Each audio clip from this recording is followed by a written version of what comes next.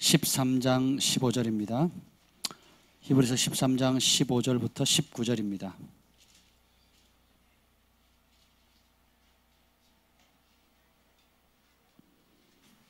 히브리서 13장 15절부터 19절 우리 한 절씩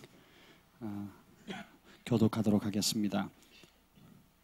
그러므로 우리는 예수로 말미암아 항상 찬송의 제사를 하나님께 드리자. 이는 그 이름을 증언하는 입술의 열매니라. 오직 선을 행함과 서로 나누어 주기를 잊지 말라. 하나님은 이 같은 제사를 기뻐하시느니라. 너희를 인도하는 자들에게 순종하고 복종하라. 그들은 너희 영혼을 위하여 경성하기를 자신들이 청산할 자인 것 같이 하느니라. 그들로 하여금 즐거움으로 이것을 하게 하고 근심으로 하게 하지 말라. 그렇지 않으면 너희에게 유익이 없느니라. 우리를 위하여 기도하라. 우리가 모든 일에 선하게 행하려 함으로 우리에게 선한 양심이 있는 줄을 확신하노니. 다 같이요. 내가 더 속히 너에게 돌아가기 위하여 너희가 기도하기를 더욱 원하노라. 아멘. 성령님 이 시간에 환영합니다. 오셔서 우리에게 말씀하여 주시옵소서. 우리 모든 연약한 것들 가운데 새 힘을 불어넣어 주시고 또 혼동스러운 것한테 명료함을 주시며 지혜와 계시형을 주심으로 말미암아 하나님을 경험적으로 알아갈 수 있는 놀라운 은혜가 부어지게 하여 주시옵소서. 성령께서 우리의 입술을 사로잡아 주시고 마음을 사로잡아 주시옵소서. 듣는 귀, 보는 눈, 깨닫는 마음, 순종의 빠른 발을 허락해 주시옵소서. 이 밤에 주께서 행하실 일들을 기대하며 예수님의 이름으로 기도합니다. 아멘. 할렐루야. 아멘. 하루하루가 은혜입니다. 또 동시에 하루하루가 영적인 싸움입니다. 아멘. 그래서 오늘 오다가 제가 갑자기 그런 마음이 들었어요. 영적 지도자들을 위해서 우리가 어떻게 기도해야 될까? 저는 여러분의 기도가 많이 필요합니다. 여러분도 기도가 필요하시죠? 예, 제가 다니며 제일 많이 듣는 요청이 뭔지 아세요? 목사님, 저를 위해서 기도해 주세요.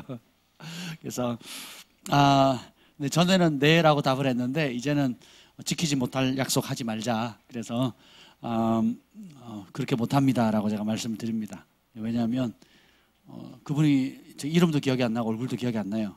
근데 제가 인사치레로 중보하겠습니다, 기도하겠습니다를 못하겠더라고요.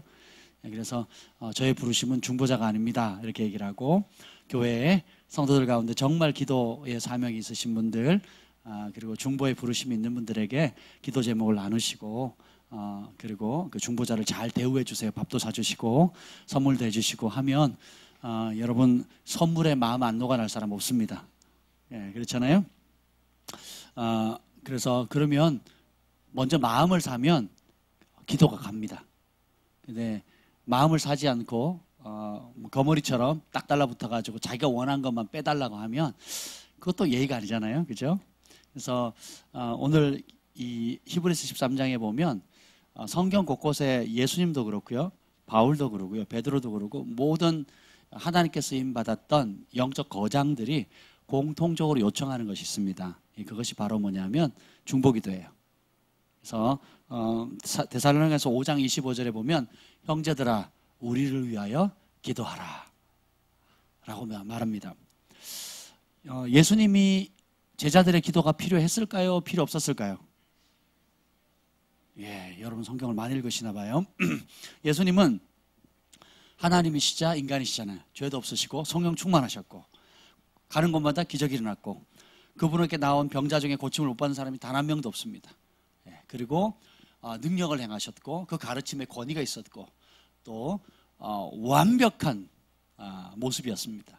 사람이 성령 충만하게 되면 어떤 경지에 이를 수 있는지에 대해서 예수님이 인간으로서, 따라합시다. 인간으로서 성령 충만했을 때 어떤 모습이 나타날 수 있는가를 실제로 보여주셨어요. 그러면서도 골고다 십자가에 달려 돌아가시기 전에 겟세마네 동산에서 제자들이 너무 피곤했는데 깨워서까지도 뭐라 그러면 뭘 부탁합니까? 예, 치킨 사와라 그러지 않았어요. 내가 좀 배고프다, 시장하다, 가서 닭고기 좀 사와라 그러지 않으셨어요. 깨워서 뭐라 그럽니까? 기도해라, 내가 죽을 지경이다. 예수님도 이 땅을 살아가면서 죽을 지경이 있은 적이 여러 번 있습니다. 눈물도 흘리시고 마음 아파하시기도 하셨어요. 우리와 똑같은 사람이라는 것입니다. 근데 그 예수님이 나를 위해서 중보하래요. 심지어 어느 정도냐면 졸고 있으면 몸이 피곤해서 그랬다 그랬거든요. 너무 피곤해서 그랬다 그랬어요. 그러니까 피곤하면 어떻게 해야 돼요? 재워야 되잖아요. 그렇죠? 재워야 되는데 예수님께서 너무 다급하니까 어떻게 해요? 잠자는 제자를 몇 번 깨웁니까? 2번을 깨우죠. 세 번째는 뭐예요? 졸다가 들키니까 민망하잖아요. 그러니까 그만 쉬어라. 이제 끝났다. 이제 이게 기회가 시간이 지나갔다는. 그래서 때에 따라는 우리 육신이 피곤해서 한계에 이르렀다 할지라도 성령께서 깨워서 기도를 시킬 때가 있어요. 그죠? 여러분 그런 경험 해보셨죠? 몸이 너무 피곤해. 잠도 한두 시간밖에 못 잤는데 겨우 잠들었는데 2시간도 안 돼가지고 잠이 깼는데 몸은 피곤한데 정신은 말짱한 거예요. 그런 경험 해보신 분? 아멘. 여기 신령한 분들이 많으세요, 이 동네에. 여러분 그게 뭐예요? 성령께서 급히 기도를 시키시는 거거든요. 제가 한 번은 학교 캠퍼스를 이렇게 걸어가는데 갑자기 성령께서 기도에 대한 부담감을 불어넣어주는데 캠퍼스 잔디밭에 앉아가지고 한 30분 동안 울면서 방언으로 기도했어요. 뭘 기도하는지도 모르고 대낮에 학생들 왔다 갔다 하는데 거기 서울신학대학교 부천에 있거든요. 그 캠퍼스가 야구장처럼 생겼어요. 경사가 이렇게 있는데 길이 양쪽으로 나 있으면서 이렇게 돼 있는데 꼭 야구장 같습니다. 근데 거기 한가운데 이제 앉아서 밥 먹고 점심시간에 밥 먹고 이제 올라가는데 갑자기 방언이 나오는 거예요. 기도해야겠다는 마음이 나와서 그냥 잔디밭 그늘에 앉았습니다. 앉았는데 그때부터 막 방언이 나오는데 막 나도 뭔지 모르고 막 펑펑 울면서 기도를 하는 거예요. 지금도 뭘 기도했는지 모릅니다. 그런데 성령께서 때로는 그것을 알려주시기도 하고 때로는 알려주시지 않는다 할지라도 누군가를 깨워서 기도하기를 원하신다는 겁니다. 그러니까 예수님이 따라합시다. 예수님도 우리의 중보기도가 필요하셨다. 사도 바울도 서신서에 끝날 때마다 늘 하는 인사가 뭐냐면 형제들아 우리를 위하여 기도하라 이렇게 얘기를 합니다. 오늘 히브리서에 보면 우리를 위해서 기도할 뿐만 아니라 더욱 기도하기를 더욱 원한다라고 얘기를 해요. 너희가 평소에 기도하는 줄 아는데 더 기도했으면 좋겠다. 빨리 만날 수 있도록 이렇게 얘기를 하는 거거든요. 그래서 영적 지도자를 위해서 어떻게 기도해야 될 것인가, 이게 왜 중요하냐면요, 여러분의 집안에 부모님 계시죠. 제가 가정 환경이 다 틀려서 그래서 태어났는데 부모님이 안 계신 분이 있어요. 그리고 10대 때 아버지나 어머니를 잃은 사람이 있고, 또 아니면 잘 살다가 부도 맞아가지고 하루아침에 길바닥으로 내몰리는 상황도 있고, 그래서 또 별 문제 없는데 아버지가 건강에 중병에 걸려서 침상에서 그냥 누워서 대소변을 받아야 되는 이런 상황이 있습니다. 제가 그런 분들 몇몇 뵀거든요. 직접 신방도 가고 그러한 적이 있는데, 한번 생각해보세요. 한 집안에 여러분이 이 땅에 태어났다는 것은 엄마 아빠가 있었다는 거거든요. 지금 살아계신 분도 있고 안 계신 분도 있을 텐데, 그 부모님 중에 한 분이라도 아프거나 병들거나 혹은 장애가 있거나 혹은 나와 지금 떨어져 있거나 나에게 도움을 줄 수 없는, 내가 원하든 원치 않든 그런 상황이 돼버리면 그 부모의 보호 아래에 있는 자녀들은 행복해질까요? 어려워질까요? 어려워지겠죠. 그렇죠? 여러분 지금 그 대한민국에서 지금 그 나쁜 세력들이 부자들을 그렇게 싫어합니다. 그래가지고 다 어떻게든지 뭐예요? 여론과 데모를 통해서 가진 자를 끌어내리려고 해요. 그래서 법 위에 뭐예요? 법보다 더 큰 힘을 발휘합니다. 그래서 여러분 다니는 회사 사장님 끌어내리면 회사가 잘 돼요, 안 돼요? 안 됩니다, 여러분. 회사에 문제 없는 회사 있어요, 없어요? 비리 없는 회사 있습니까, 없습니까? 거의 없어요. 그렇죠? 그렇지 않습니까? 그렇다고 해서 다 끄집어 내리면 어떻게 돼요? 회사 사장님은, 중소기업 사장님은 그 사장님, 그 종업원들이 10명 있든 30명 있든 100명 있든 상관없이 영적 질서에 의하면 그들의 압입니다. 직원이 창조 프리페 같은 경우 직원이 100에서 200명 뭐 변동이 이렇게 있거든요. 믿음의 기업인데 선교도 많이 하시고요. 여러 선한 일을 많이 하십니다. 제가 그곳에 기업 예배를 드릴 때 처음 갔을 때 그 얘기를 했어요. 우리 집사님이시거든요. 집사님은 이 기업의 영적 아빗이라고. 지금 100명이, 그 당시 한 200명 있었거든요. 직원이. 기숙사도 따로 있습니다. 그러니까 200명 정도면 200명 직원 있잖아요. 그러면 이 직원들이 돈을 벌어서 가족들을 부양해요. 그래서 3인 가족만 쳐도 몇 명입니까? 200명이면 600명이에요. 놀랍죠? 그래서 그 600명을 먹이고 돌보는 아비인 거예요. 그렇죠? 근데 그 아버지가 마음에 들 때도 있고 마음에 들지 않을 때도 있고 잘할 때도 있고 못할 때도 있는데 기분에 따라서 끌어내리면 그 회사가 잘 되겠어요? 안 되겠어요? 안 되겠죠. 달라고만 이렇게 하면 어떻게 되겠어요? 지금 군산의 GM 뭐죠? GM 대우였나요? 공장 문 닫았잖아요. 예, 그 여러 가지 이유가 있는데 그 중에 메인 이유 중에 하나가 뭐냐면 강성 노조라는 거죠. 보너스 더 달라고, 수당 더 달라고. 그거 안 하면 안 하겠다고. 그래서 기회가 몇 번 있었는데 그 강성 노조들이 선동해가지고 결국은 빼앗겼거든요. 그래서 수만 명의 사람들이 길바닥으로 내몰리게 된 거예요. 그래서 여러분, 가장도 그렇고 기업의 중소기업이든 중견기업이든 간에 영적으로 말하면 어미가 되는 그 리더가 흔들려 버리면 어떻게 돼요? 생존권이 박탈당하든지 행복권이 박탈당한다든지 여러분 안정이 무너지잖아요. 사단이 이걸 너무 잘합니다. 그래서 사단이 가장 여러분들을 공격할 때 제일 먼저 공격하는 게 뭐냐면 여러분 가정이에요. 가정에서도 누구? 아버지 어머니예요. 왜 그러냐? 아버지나 어머니 둘 중에 한 사람만 무너져도 어떻게 돼요? 굉장한 데미지가 옵니다.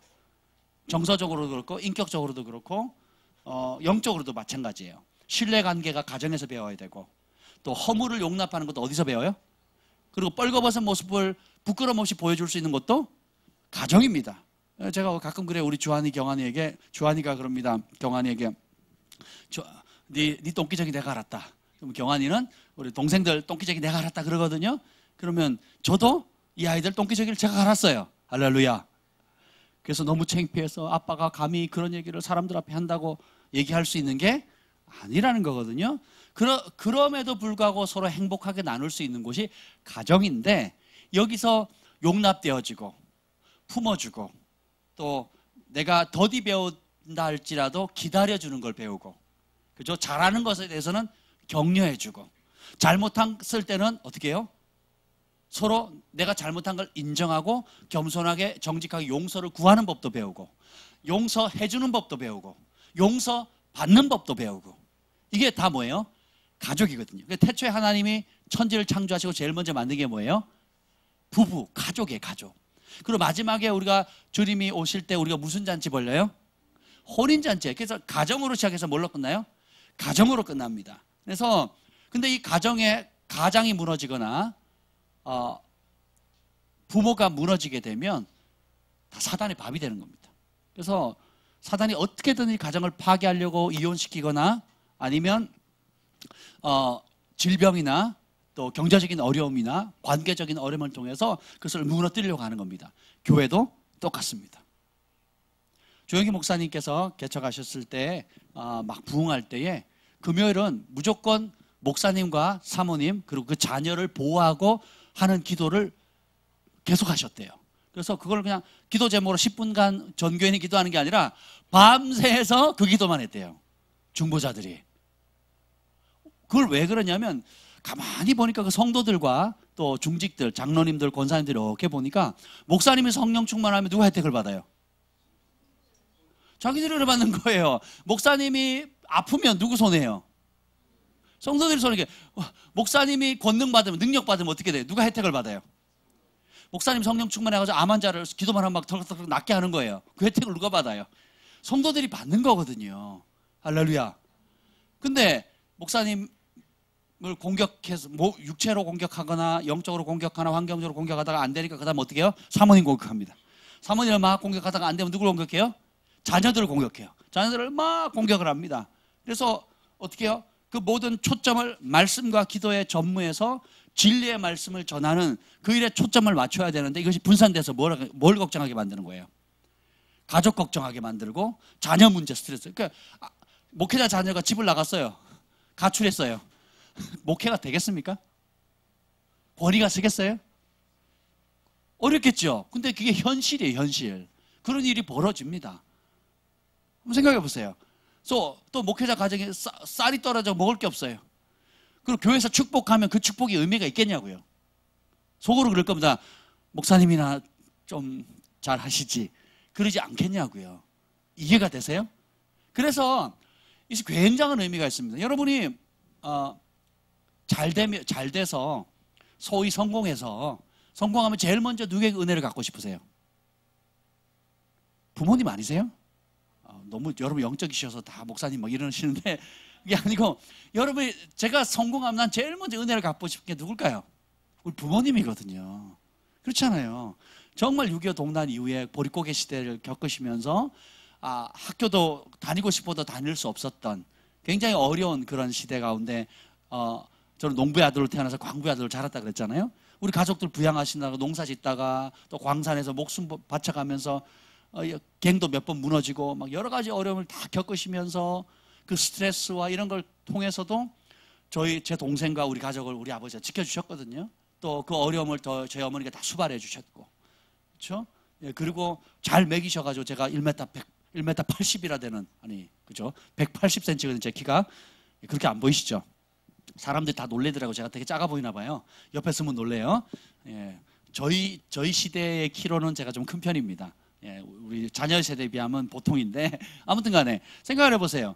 근데 감사하고 싶은 거예요. 그리고 여건 되면 집도 사드리고 싶고 좋은 차도 사드리고 싶고 또 뭐 전원주택도 하나 마련해 드리고 싶고 뭐 또 좋은 여행도 보내드리고 뭐 하고 싶은 거 많잖아요. 그렇죠? 그 왜 그러냐? 그런 부모님의 헌신과 수고가 없었더라면 오늘 내가 있을 수가 없겠죠. 그렇잖아요? 우리 어머니가 그럼 다 잘하셨느냐? 천만에요. 우리 아버지가 다 모범적이셨냐? 천만입니다. 허물 많고요. 또 연약함도 많고요. 또 혈기도 장난 아니고요. 제가 밥상 날아가는 거 여러 번 봤거든요. 여러분 안 보셔서 안 보신 분만 손 들어보세요. 내가 집에서 밥 먹다가 밥상 날아가는 게 안 봤다. 그러면 진짜 행복한 가정에 태어나신 거예요. 할렐루야. 근데 시골의 대부분의 가정은 밥상 날아가는 것을 종종 봅니다. 아멘. 여러분에게는 그러고 어떻게 살아? 뭐 이럴지 모르겠어요. 우리 서울의 모범적인 가정들은. 근데 그렇지 않은 가정도 허다하다는 겁니다. 근데 완벽하지도 않고 허물도 많고 또 때로는 자녀들에게 큰 상처를 주기도 했지만 결국은 뭐예요? 우리의 어머니 아버지가 우리 부모님이 온전해지는 만큼 그 혜택을 누가 받아요?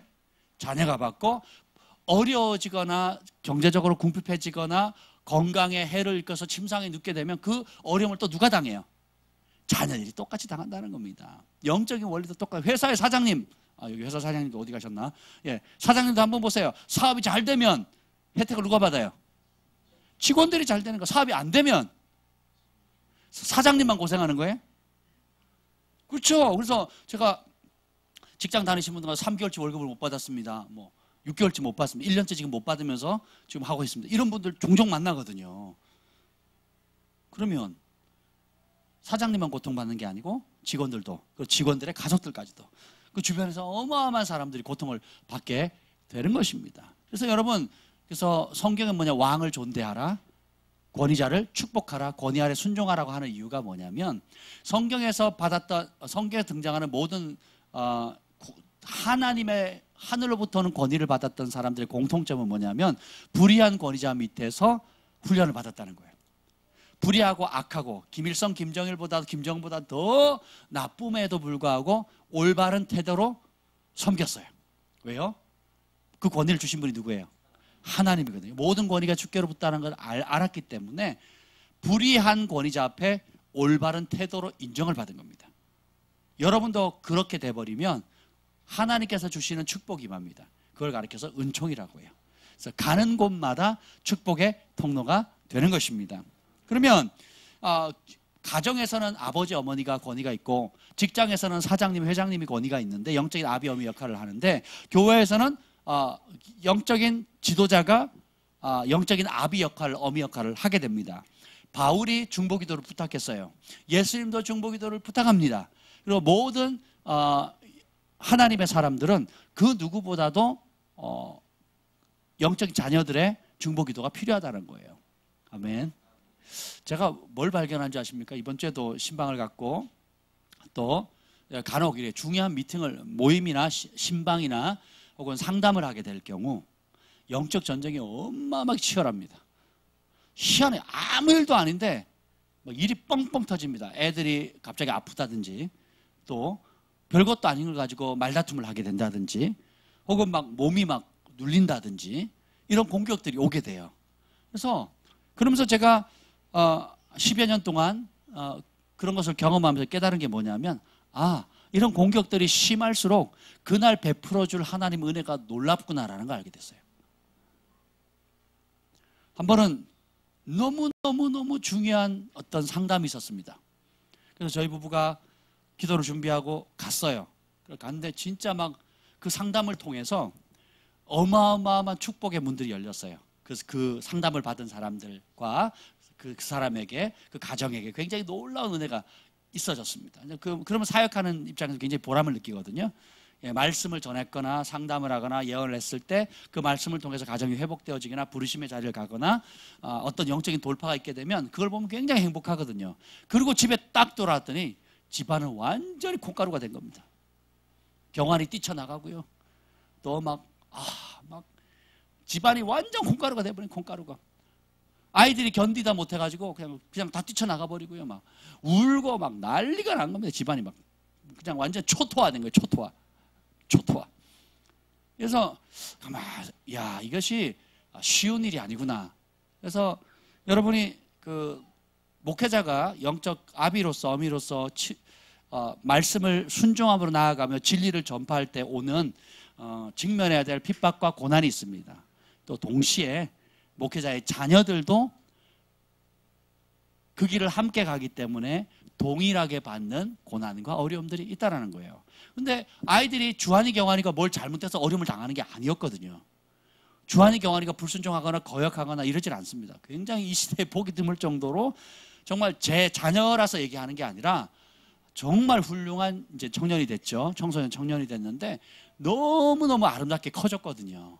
그리고 어디다 집에 있으면 다 말썽꾸러기 같은데 바깥에 내보내면 요즘에 이런 아이들이 어디 있냐고 할 정도로 정말 서로 데려가려고 하는 귀한 아이들로 커졌거든요. 그럼에도 불구하고 원수 마귀가 여러 상황들을 터뜨려가지고 이 아이들이 그냥 막 견디기 어려울 정도로 고통을 당하고 그리고 부모 입장에서 그럼 집을 24시간 지키고 있어야 됩니까 저희가?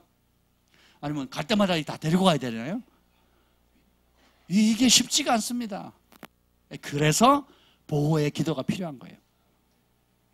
스스로 연단받아서 감내해야 될 영역도 있지만 교회가 함께 여러분들이 영적 지도자들을 위해서 기도해 주시면 그것이 큰 힘과 보호가 된다라는 것입니다.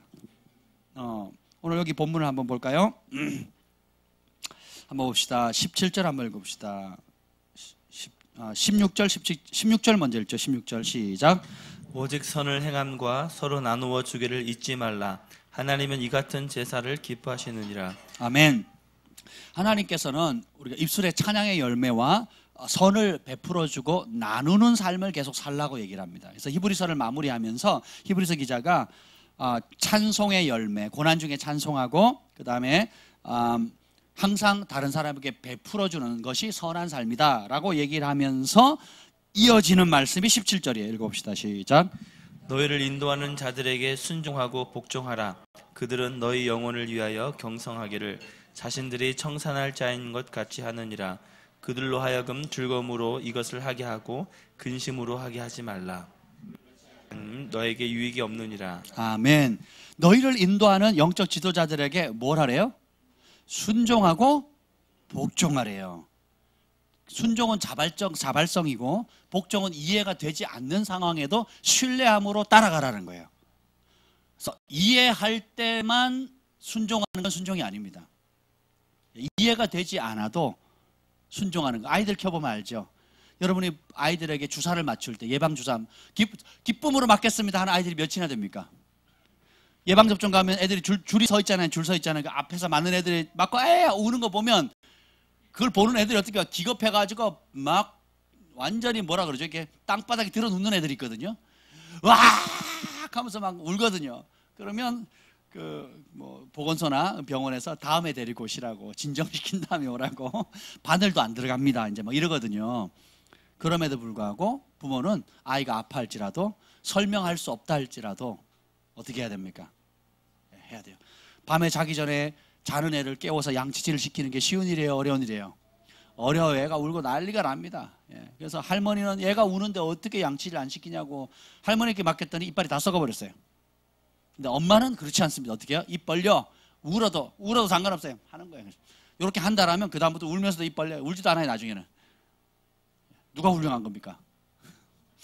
엄마가 훌륭한 거예요. 여러분,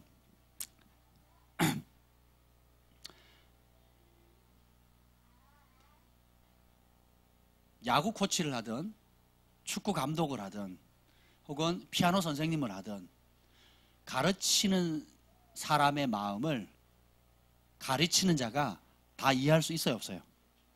없습니다. 이해할 수가 없어요. 이해하면 배울 필요가 없어요. 내가 득도한 겁니다. 경제에 이르는 거예요. 세상적인 지식이나 기술도 장인들한테 배우려면 묻지도 말고 따지지도 말고 어떻게 해야 돼요? 일단은 배워야 돼요. 그죠? 따라야 됩니다. 순종한 걸 배워야 돼요. 잠깐만요. 왜 그렇게 해야 되는데요? 잠깐만요. 이런 식으로 해보시죠. 이거는 나중에 다 배운 다음에 하는 거예요. 그죠? 근데 아직 기본도 안 돼 있는데 잠깐만요. 제 생각은요. 이렇게 해버리면 어떻게 돼요? 못 배우는 겁니다. 유익이 돼요? 안 돼요?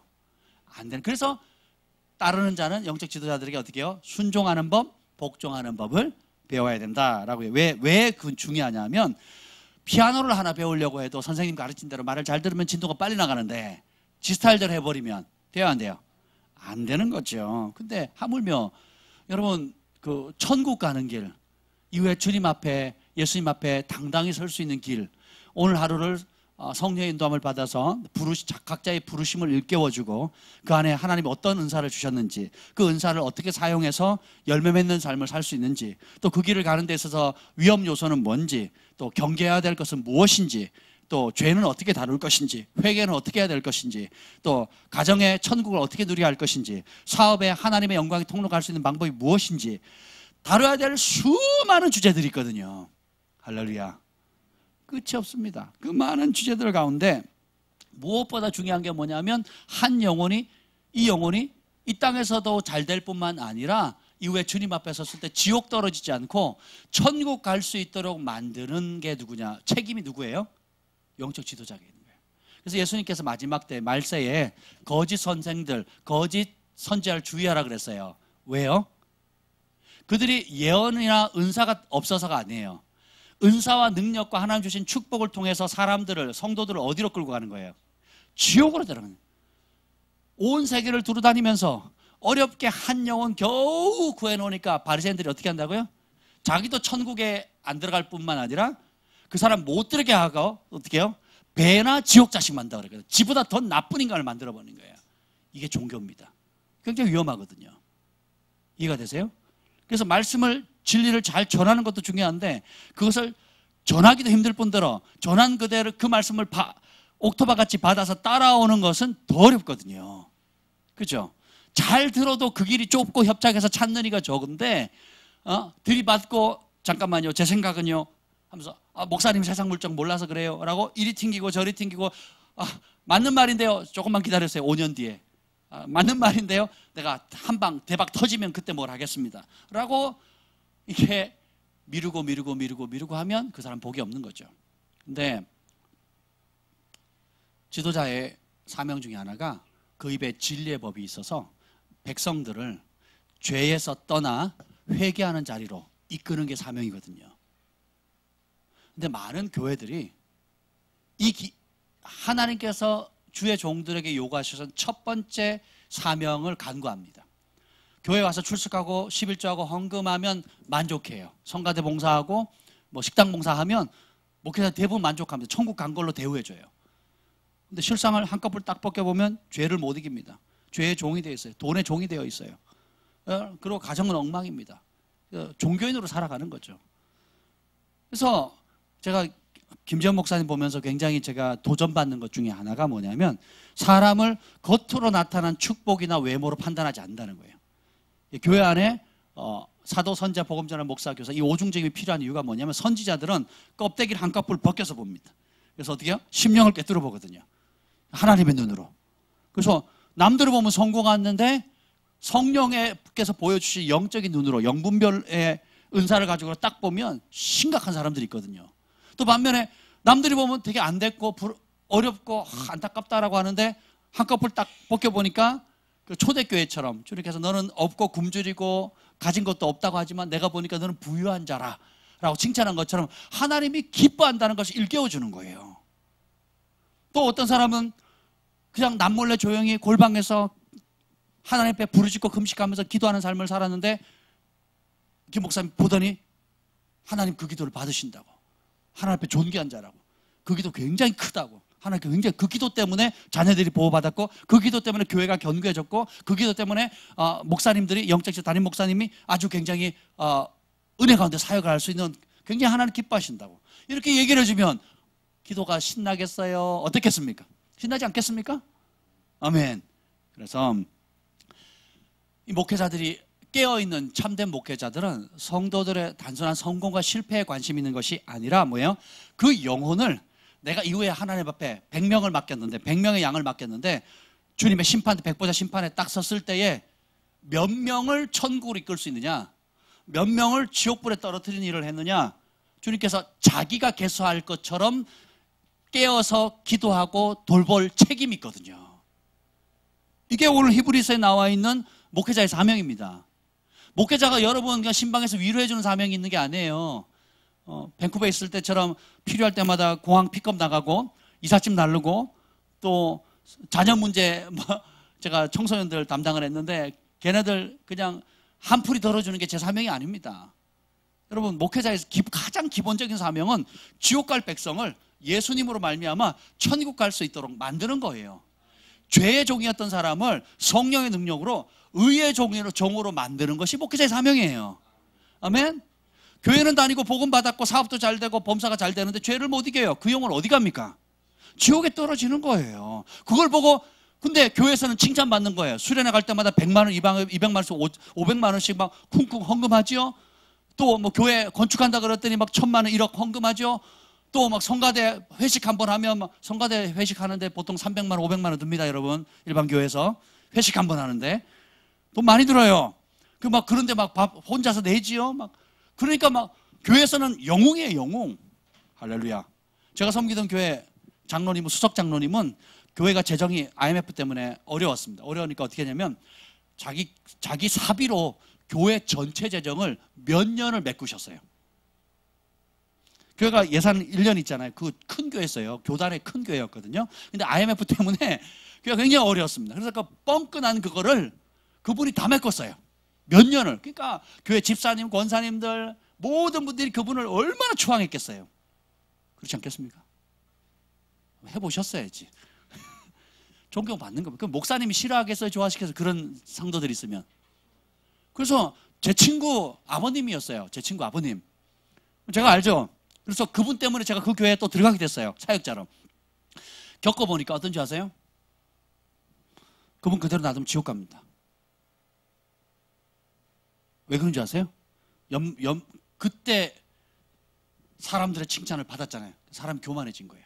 그래서 어떻게 하면 교회 11월, 12월만 되면 교회 사무실에 와가지고 교역자 한 15명 뭐 이상 있었거든요. 다 뒤집어 엎습니다. 내가 시키면 해야지. 왜 내 말을 안 듣냐고.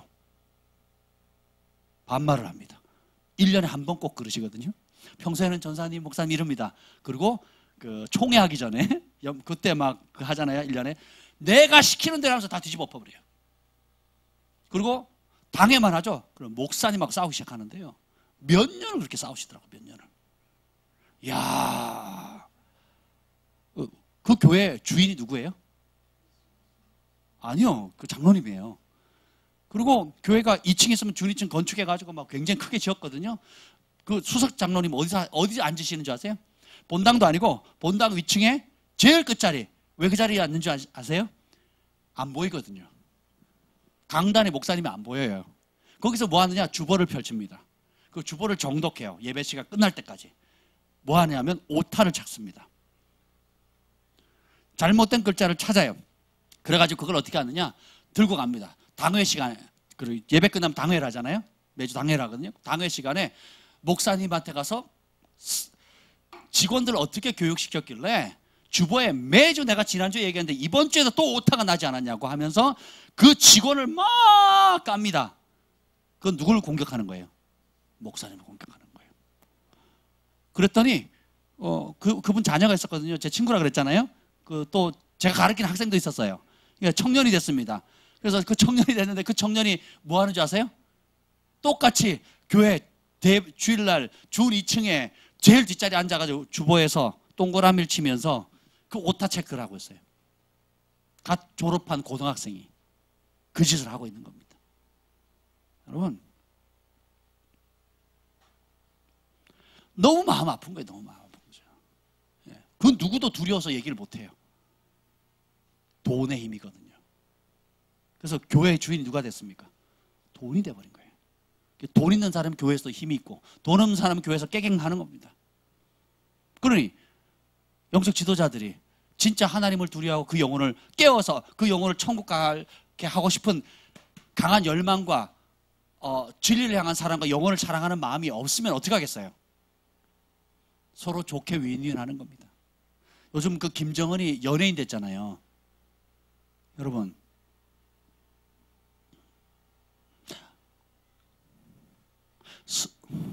선을 악이라고 하는 것도 큰 죄지만 악을 선이라고 하는 것은 더 큰 죄입니다.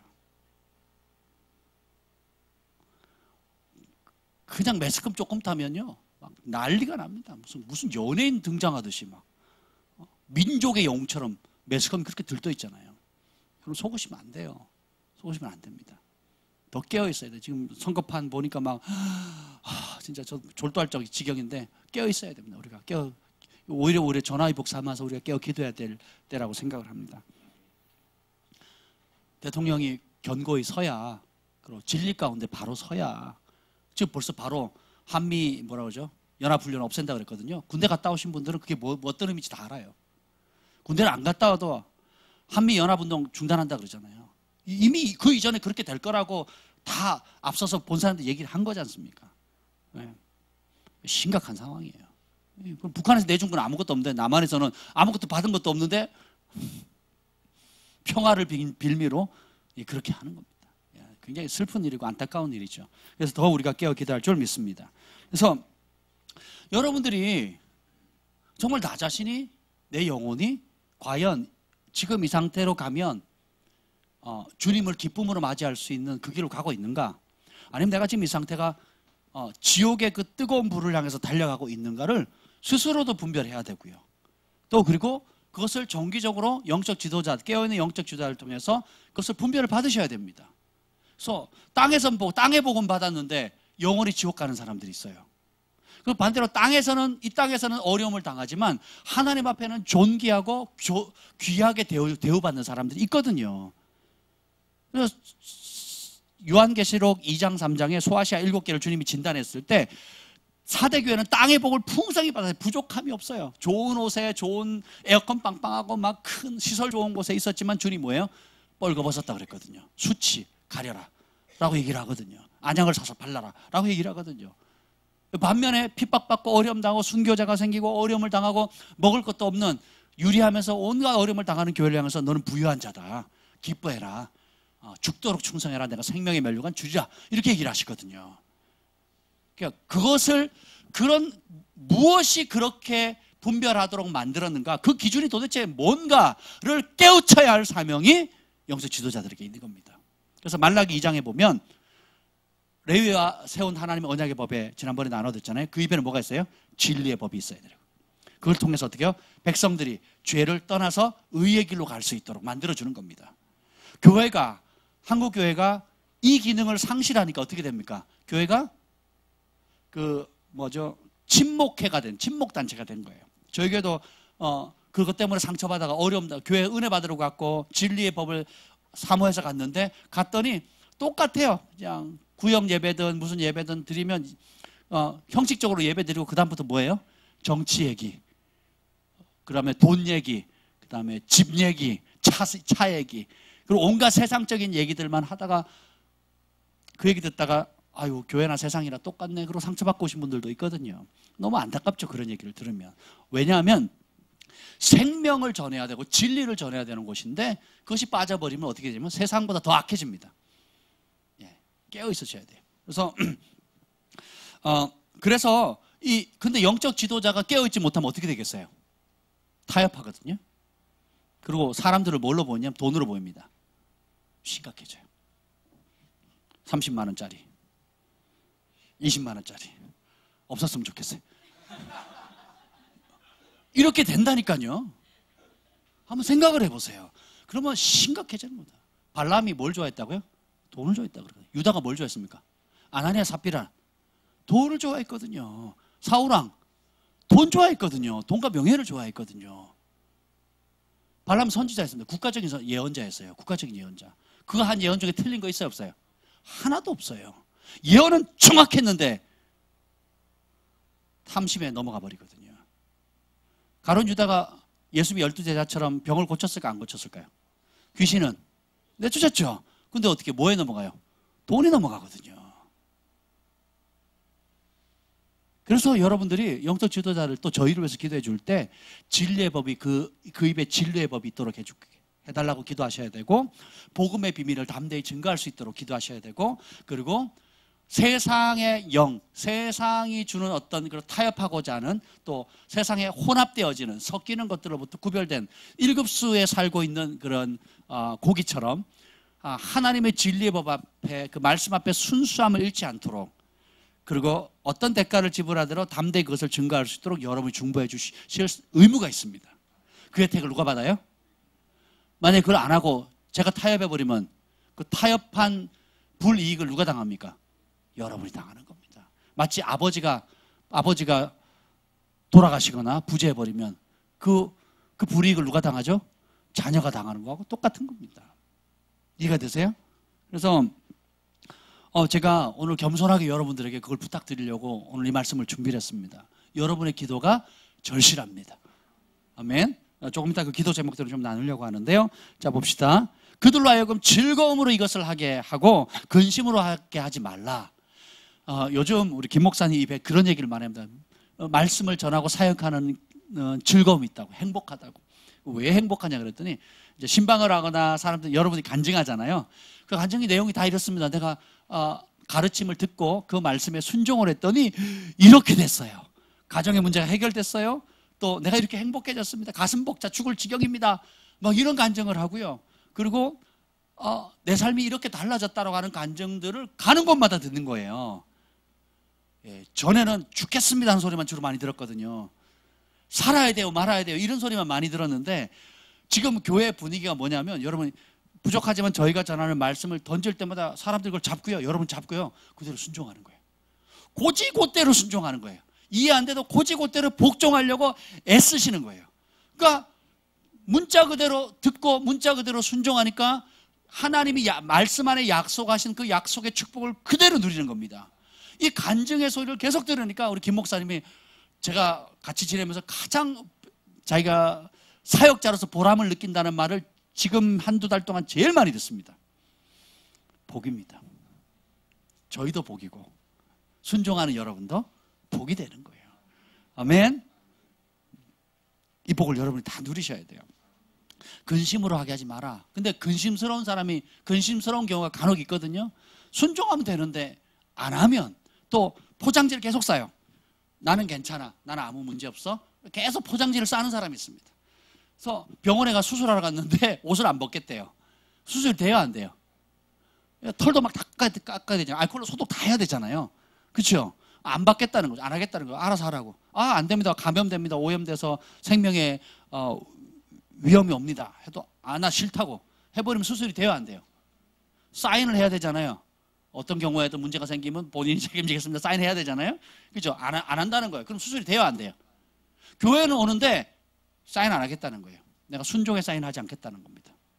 교회에 등록은 하는데 하나님 말씀 앞에 순종하고 복종하겠다는 사인을 안 해요. 아멘을 하고 집으로 돌아가서는 그걸 안 합니다. 그리고 포장합니다. 그리고 가려요. 어떻게든지 내가 내 부족함이 허물이 드러나면 안 되니까 가립니다. 그런 사람들은 그 혜택을 못 누려요.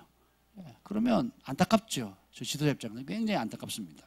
반대로 내가 보겨운데도 이해가 안 되는데도 이 말씀, 하나님 말씀에 능력이 있지. 이 말씀이 해법이야. 지난번에 내가 순종했더니 작은 순종을 했더니 이렇게 우리 가정을 회복시키셨잖아. 이 말씀이 능력이 있어. 이 말씀이 관절과 골수를 찔러 쪼개고 반석을 깨부치는 방망이와 같고 영혼을 소생시키는 양약과 같다. 아멘! 하고 받고 순종하는 사람들이 있거든요. 그럼 누가 복을 받겠어요? 그런 사람들이 복을 받는 겁니다. 그래서 이런 간증이 날마다 더 커졌으면 좋겠어요. 아멘. 그래서 18절 읽겠습니다. 18절 시작. 우리를 위하여 기도하라. 우리가 모든 일에 선하게 행하려 함으로 우리에게 선한 양심이 있는 줄을 확신하노니. 진짜 선한 일이 뭘까요? 왜 우리를 위해서 기도하라 그랬을까요? 진짜 선한 일은 영원히 사는 겁니다. 죄를 이기는 겁니다. 여러분 천국 백성 되는 거예요. 아멘. 그래서 날마다 주님과 동행하는 즐거움을 누리도록 살도록 만드는 것이 우리 사역자의 사명이에요. 아멘. 그러니까 사단이 누구를 제일 먼저 공격하겠습니까? 주요? 어릴 때 여러분 운동회 때 보면 그거 하잖아요. 그 뭐라 그러죠? 기마전. 기마전이 하이라이트잖아요. 계주랑 기마전이 저희 어릴 때는 가을 운동회 하면 하이라이트가 기마전이었거든요. 그러면 기마를 만들어 가지고 양쪽에 청군, 홍군 해가지고 그 위에 기마를 탑니다. 그리고 수십 명의 아이들이 그걸 매죠. 매고 그 위에 사람이 타고 그러면 새끼줄을 엮어가지고 딱 잡고 있습니다. 그럼 장군처럼 서 있습니다. 깃발을 들고. 그러면 그 주변에 또 목마를 태워가지고 각계전투에서 가는 사람이 있고 또 이제 단체로 이렇게 뭘 메고 가면서 하는 게 있는데 각계전투에서 이기는 건 아무 의미가 없어요. 뭐만 뺏으면 돼요? 기마를 탄 그 깃발을 든 장군 것만 뺏으면 되는 거잖아요. 그러면 내가 일반 사병들을 다 잃어도 상관없어요. 그 깃발만 먼저 뽑으면 승리가 오는 거잖아요. 똑같습니다. 여러분 가정에서 우리 자녀들은 어릴 때부터 엄마 아빠를 위해서 중보하는 최고의 중보자가 돼야 돼요. 아멘. 제가 교회 가자마자 그걸 배웠습니다. 거듭나자마자 매일 밤 제가 2가지 기도를 했는데 우리 어머니, 아버지 그리고 내 남동생 가족 구원을 위해서 우리 아버지 광산에서 일하시는데 안전하도록 건강을 위해서 계속 기도합니다. 그것이 지금까지 혜택을 봐요. 제가 그때 기도했던 기도 제목 하나님 다 들어주셨습니다. 특히 우리 아버지, 어머니를 위해서 했던 기도들 지금 다 들어주셨거든요. 광산에서 3년을 일하면 진폐나 규폐가 걸려요. 그게 뭐냐면 미세 탄가루가 들어가가지고 폐에 박히면 빠져나올 수가 없어요. 약으로 불치병입니다. 그래서 제가 규폐센터에 토요일마다 전도하러 갔었거든요. 산소 마스크 딱 떼면 죽습니다. 그러니까 산 것도 아니고 죽는 것도 아니에요. 그래서 몇 개월, 몇 년을 산소 마스크만 떼고 있다가 대소변 받아내면서 걷지도 못합니다. 그냥 누워있는 거예요. 산소 마스크만 떼고 있는 거 붙고. 제가 그걸 보면서 너무 마음 아프고 또 우리 아버지가 너무 고마운 거예요. 그 영역에 있어서. 예. 근데 제가 무슨 얘기를 하려고 다가 지금 이렇게 왔죠?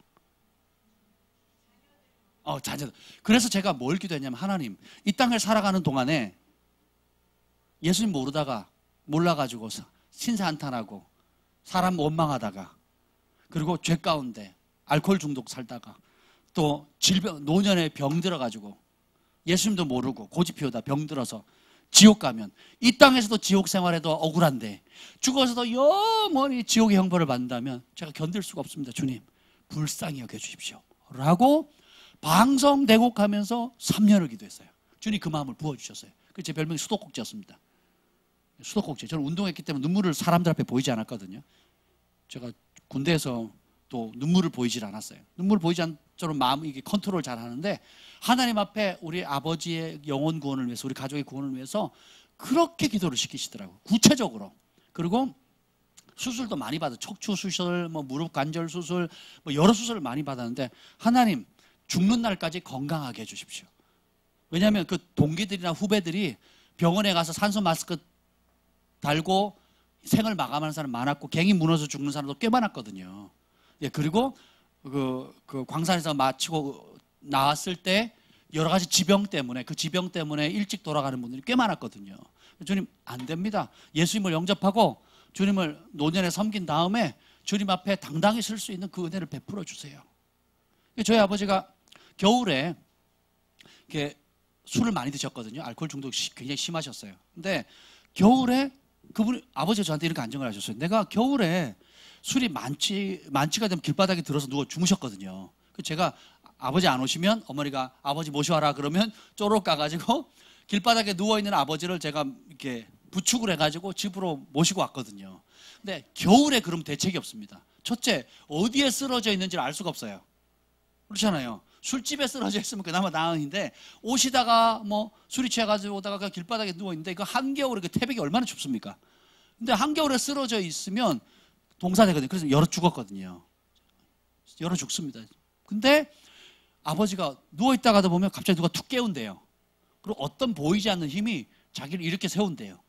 그래가지고 꼭 집에 와서 자게끔 했다는 거예요. 그걸 10년이나 무려. 저는 부족하지만 아들인 저의 기도를 하나님 받으시고 천사를 보냈다고 믿습니다.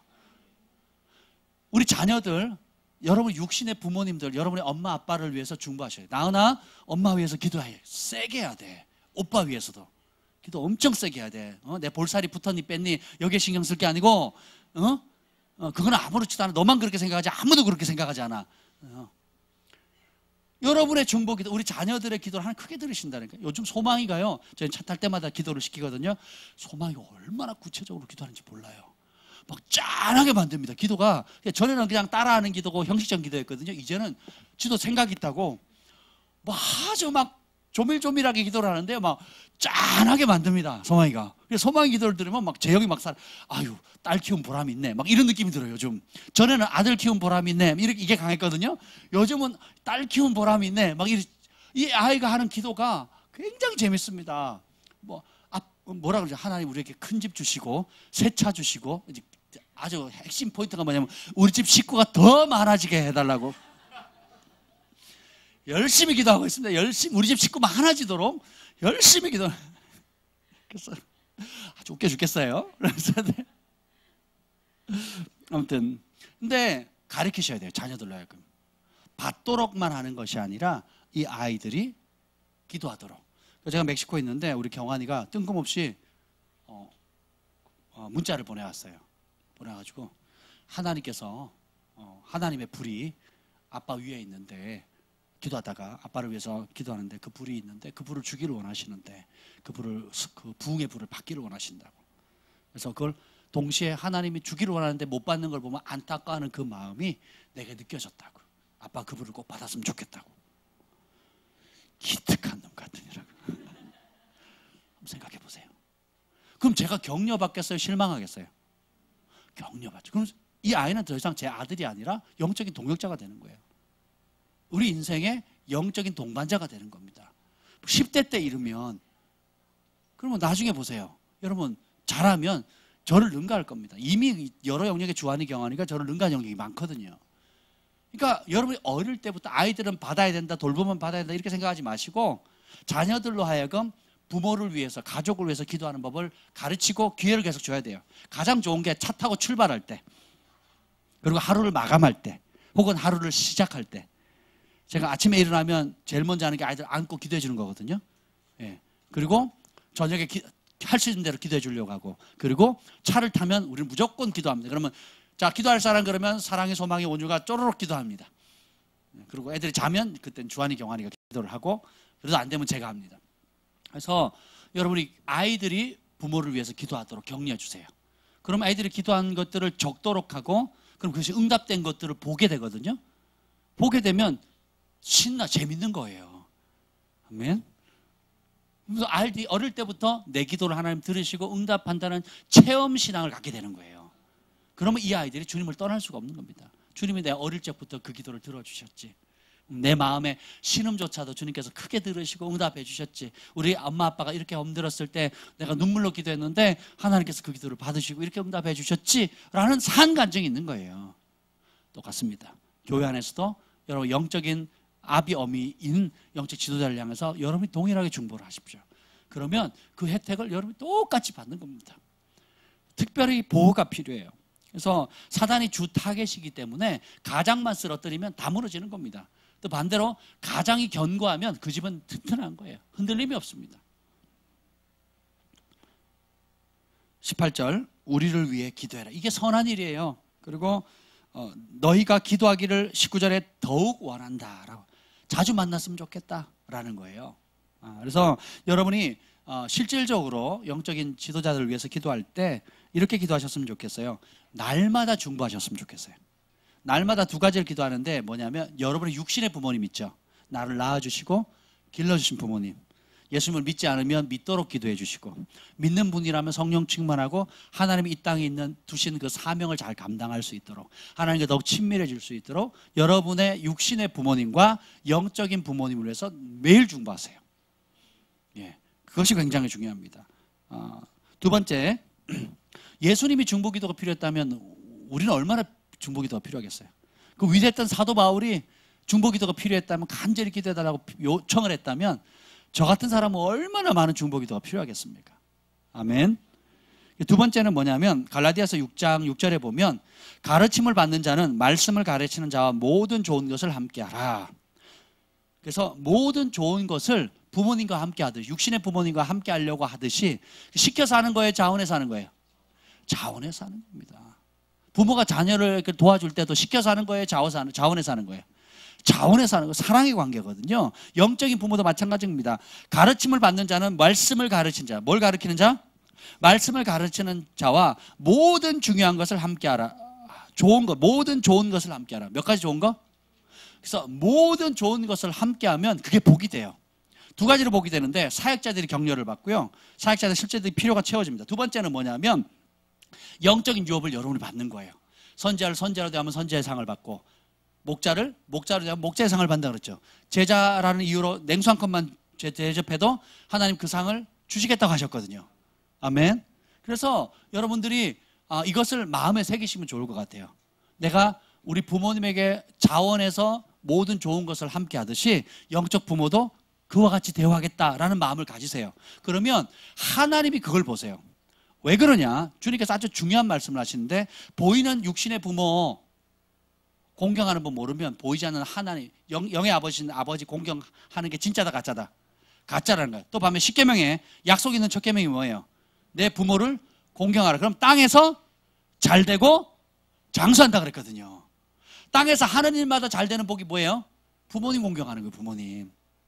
이거 되시죠? 영의 부모도 똑같다라는 겁니다.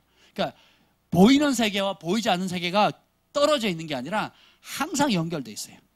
영적인 것만 중요한 게 아니에요. 이 영을 담고 있는 혼과 몸도 똑같이 중요합니다. 더럽혀졌기 때문에 몸을 추한 것으로 육의 본능으로 악하게만 보시면 안 돼요, 여러분. 영, 혼, 육, 몸이 다 중요합니다. 이해가 되세요? 몸이 없으면 영은 아무 소용이 없습니다. 이해가 되시죠? 그래서 모든 좋은 것을 여러분 영적 지도자들과 함께 하시길 바랍니다. 그리고 날마다 중보해 주시길 예수님으로 축복합니다. 그리고 마지막으로 에베소 3장 16절에 보면, 속사람이 성령으로 강건해지도록 중보해 주시길 바랍니다. 그의 성령으로 말미암아 너희 속사람을 능력으로 강건하게 하시며, 속사람이 강건해지도록 여러분이 영적으로 자라야 되잖아요. 지도자도 자라야 됩니다. 그래서 우리 속사람이 자랄 수 있는 방법은 성령의 충만을 받는 거예요. 그래서 사도 바울이 내가 복음을 전할 때 말쟁이로, 말 잘하는 사람으로 전하는 게 아니라 성령의 나타남과 큰 권능을 했다 그랬거든요. 그래서 여러분이 저희를 위해서 중보하실 때에, 우리 사역자들을 위해서 중보하실 때에 속사람이 성령으로 강건하게 해주시고, 그리고 하나님의 부르심과 은사를 따라서 그 안에 부어지는 은사와 능력이, 성령의 나타남이 현저해질 수 있도록 중보해 주시길 바랍니다. 그래서 병든 자에게 손을 얹으면 낫고 귀신이 떠나가고, 또 묶여있는 것들이 풀어지게 되고, 또 다쳤던 것이 돌파할 수 있는 그런 하늘의 권세로 덧입을 수 있도록, 그래서 어떻게든지 한 영혼이라도 더 그 영혼을 깨어 죄에서 떠나게 해서 천국 백성이 될 수 있는, 하나님의 친백성이 될 수 있는 길로 안내할 수 있는 깨어있는 영적 지도자가 되어줄 수 있도록 여러분 중보를 부탁드리겠습니다. 그래서 영만 중요한 게 아니에요. 영, 혼, 육 모두가 중요한 것처럼 여러분들이 할 수 있는 대로 부모님의 필요를 보면 영혼, 육의 모든 필요들을 보고 그 필요를 도울 수 있는 영역들을 여러분이 돕고자 노력 애쓰는 것처럼 똑같습니다. 영의 부모도 마찬가지라는 겁니다. 그렇게 해주시면 굉장히 큰 힘을 받는데, 무엇보다 중요한 것은 여러분이 날마다 중보해 주시기를 부탁합니다. 예수님이 제자들에게 요구했던 건 한 가지밖에 없어요. 나를 위해서 기도해 달라고. 네. 기도를 부탁드리겠습니다. 예. 어떤 큰 변화가 있을 것 같아요. 그래서 그런지 굉장히 안팎으로 공격들이 많습니다. 그래서 여러분들이 중보해 주시면 빨리 돌파할 수 있을 것 같아요. 예. 그리고 우리가 여러분의 부르심도 있지만 저희의 부르심도 있거든요. 저희의 부르심의 자리에 더 빨리 나아갈 수 있도록, 그래서 순종함을 이룰 수 있도록 여러분이 중보해 주시면 큰 힘이 될 것 같습니다. 그리고 이 자리를 빌어서 또 지금까지 한결같이 기도해 주시고 또 모든 좋은 것들을 함께 해주신 여러분들께 진심으로 감사를 드립니다. 그리고 이것이 앞으로도 더 아름답게 서로가 함께 빚어져 갈 걸 저는 믿습니다.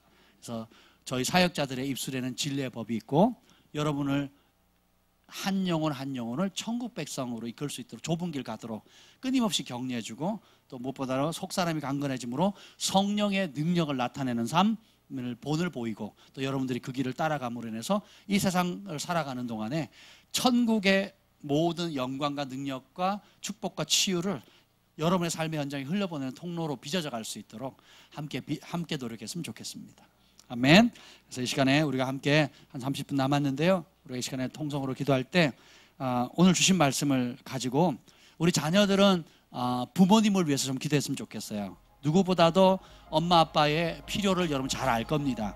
그래서 엄마 아빠가 영적으로 강건할 수 있도록, 속사람 강건할 수 있도록, 그리고 하나님의 부르심을 취할 수 있도록, 또 가장으로서 우리 아버지 건강할 수 있도록, 그리고 무엇보다 먼저 그의 나라 의를 구하고 가정 천국이 이루어질 수 있도록 자녀들은 부모를 축복하고 부모는 자녀를 위해서 축복하며 기도했으면 좋겠고요. 그리고 우리 교회 지도자들이 있는데 우리 정민규 목사님, 한나 사모님, 또 저희 부부를 위해서 여러분들 또 기도해 주시면 좋을 것 같습니다. 그래서 이 시간에 성령의 감동을 따라서 우리가 함께 통성으로 기도하겠습니다. 기도합니다.